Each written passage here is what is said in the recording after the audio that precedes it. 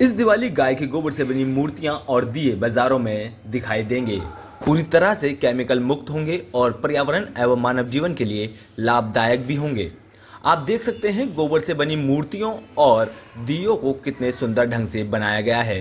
सबसे पहले गोबर से बनी मूर्तियों को बनाया जाता है गोबर से, और उसके बाद उन पर कलर करके उन्हें सुंदर रूप दिया जाता है।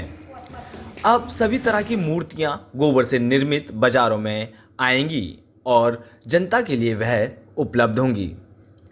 एक तरफ गाय पूजनीय और उससे निकलने वाले पदार्थ भी गुणकारी होते हैं, इसलिए गोबर का भी एक अपना महत्व है। गोबर काफ़ी सारी चीज़ों में काम आता है और उसका वैज्ञानिक रूप से भी बहुत लाभ मिलते हैं। इसलिए अब गोबर से इस तरह की मूर्तियां और दियों का आना भी समाज और पर्यावरण के लिए काफ़ी लाभदायक होगा। अब तक हम देखते थे कि बाज़ारों में प्लास्टर और केमिकल से निर्मित मूर्तियां ही आती थीं, जिनसे पर्यावरण को नुकसान पहुंचता था और काफ़ी सारी दिक्कतों का सामना करना पड़ता था। लेकिन आपको बता दें, राकेश कुमार द्वारा गोबर से मूर्तियां और दिए बनाने का उद्योग लगाया गया है पूर्वी दिल्ली में, जिसे लगभग वह 2 महीने से चला रहे हैं। आइए सुनते हैं राकेश कुमार का क्या कहना है इस उद्योग को लेकर। 19 सितंबर को हमने शुरू किया था 2020 को, और 19 नवंबर को 2 महीना पूरा होने वाला है। तो इसकी आपको इस समय मेरे दिमाग में आया कि अगर हम गाय के गोबर को लेके, दिव्यांगों को लेके, महिलाओं को लेके अगर हम कुछ काम करते हैं तो उससे गाय भी स्वावलंबी हो जाएगी, गाय का संवर्धन भी होगा, महिला भी स्वावलंबी हो जाएगी, दिव्यांगजन भी स्वावलंबी हो जाएंगे। और सर, सबसे बड़ी समस्या जो अपने देश में है कि पॉल्यूशन की समस्या है।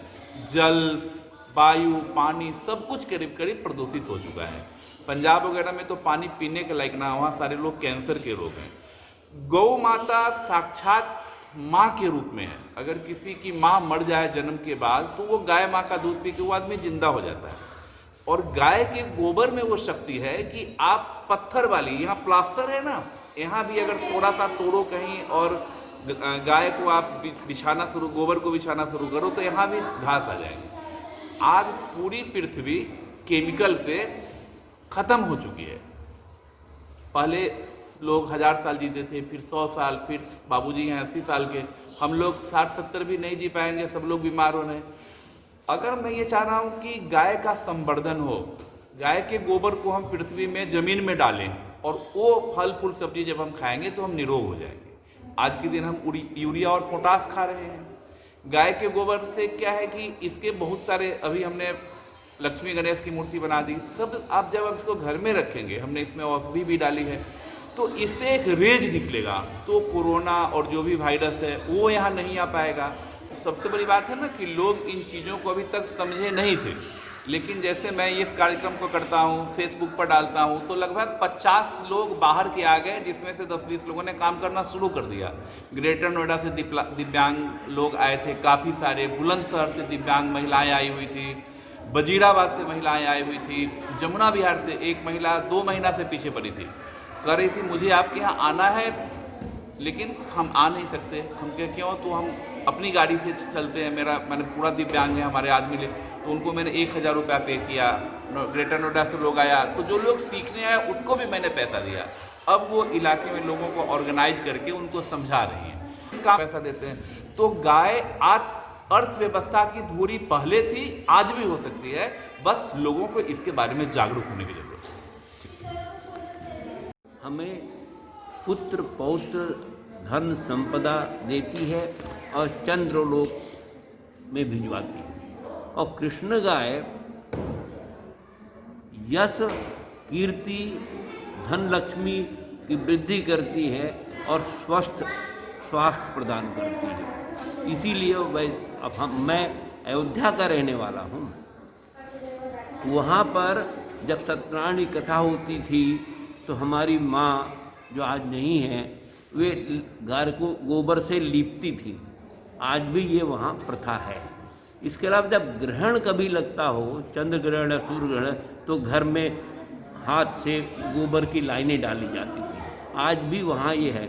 इसका अर्थ ये है कि गोबर में निरोग करने के गुण हैं, जिससे हम निरोग रह सकते हैं। और आज भी गांव में उपले से और खाना बनता है। जब किसी की मृत्यु हो जाती है, मेरे बड़ी साली की डेथ हुई तो 10वें वाले दिन गोबर जला करके लिट्टी और चोखा, जिसको कहते हैं हमारी तरफ तो उसे भरता कहते हैं, वो बनाया गया था, क्योंकि कढ़ाई नहीं चढ़ती 10 दिन तक। तो ये गोबर का महत्व है। वैसे भी गाय को पूज्य माना गया है और उसमें ऐसा कहा जाता है कि अगर आप उसके यहाँ पर हाथ फेरेंगे तो उसको आराम मिलता है, वो आपको आशीष देती है। और दूसरी बात जो आपने पूछी कि भाई इन प्रोडक्ट का क्या महत्व है, गोबर पानी में सॉल्युबल है, घुल जाता है, और इसीलिए इससे दीपावली के उत्सव पर मूर्तियों का निर्माण या अन्य चिन्ह जैसे स्वास्तिक हैं, ओम के चिन्ह के निर्माण की प्रक्रिया कई साल पहले शुरू की गई थी, जो धीरे धीरे अब हम लोग उसके प्रचार और प्रसार में लगे हैं। ये उसी संदर्भ में चलता हुआ एक प्रकल्प है जो श्रीमान राकेश कुमार जी ने प्रारंभ किया है कपिल प्रभाकर जी की सहायता से, निर्देशन में।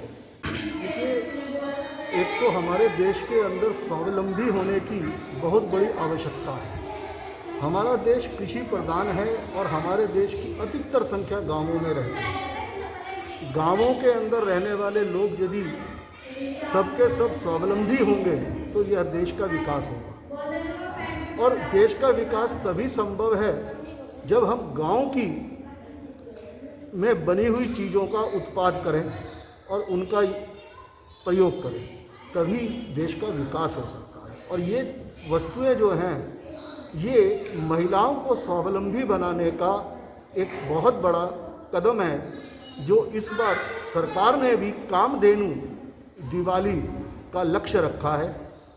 और अयोध्या में कामधेनु दिवाली के लिए दिए जितने हैं वह गोबर के ही बनकर जलाए जा रहे हैं।